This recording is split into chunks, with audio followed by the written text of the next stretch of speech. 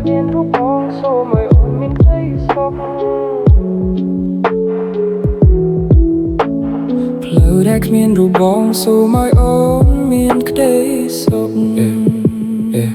បងដើរលើផ្លូវដែលធ្លាប់មានរូបយើងទាំងពីរតែពេលនេះសល់តែបងនឹងស្លមកដល់ឯកាអូនជ្រើសរើសផ្លូវថ្មីដែលគ្មានរូបបងនៅក្បែរទុកឲ្យបងនៅទីនេះជាមួយការឈឺចាប់ដែលមិនត្រាយនេះជាពាក្យលាដែលបងមិនហ៊ាននិយាយបងដឹងថាអូនចង់បានជីវិតដែលសប្បាយរីករាយ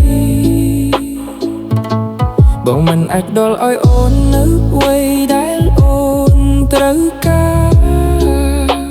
ទើបអូនដើរចេញទៅទុកឲ្យបងនៅជាមួយទឹកភ្នែកដកដាលផ្លូវដែលគ្មានរូបបងសូមឲ្យអូនមានក្តីសុខកុំខ្វល់ពីមនុស្សម្នាក់នេះដែលកំពុងតែមានទុក្ខភ្លេង Lo-fi នេះជួយបំពេឲ្យបងគេងលក់ក្នុងពិភពដ៏ងងឹតដែលបងកំពុងតែជួបប្រទះរ៉ែមបងដើរយឺតតាមចង្វាក់បេះដូងដែលចុះខ្សោយបងឈប់ចង់បានវិញហើយនៅអ្វីដែលអូនធ្លាប់ឲ្យបងនឹងរៀនរស់ម្នាក់ឯងក្នុងភាពស្ងប់ស្ងាត់រាល់ការចងចាំទាំងអស់បងនឹងធ្វើឲ្យវាបាត់ Flow បងពេលនេះគឺពោពេញដោយភាពនឹកនាតែបងដឹងថាវាមិនអាចត្រឡប់មករកគ្នាផ្លូវដែលគ្មានរូបបងសូមឲ្យអូនមានក្តីសុខកុំខ្វល់ពីមនុស្សម្នាក់នេះដែលកំពុងតែមានទុក្ខភ្លេង Lo-fi នេះជួយបំពេឲ្យបងគេងលក់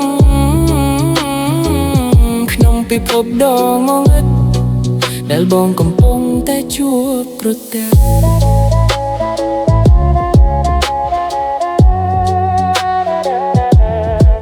លីហើយអូ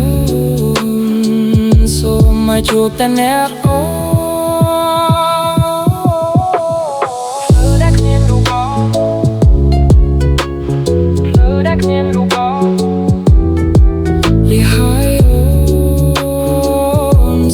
ជួបតែអ្នកអូ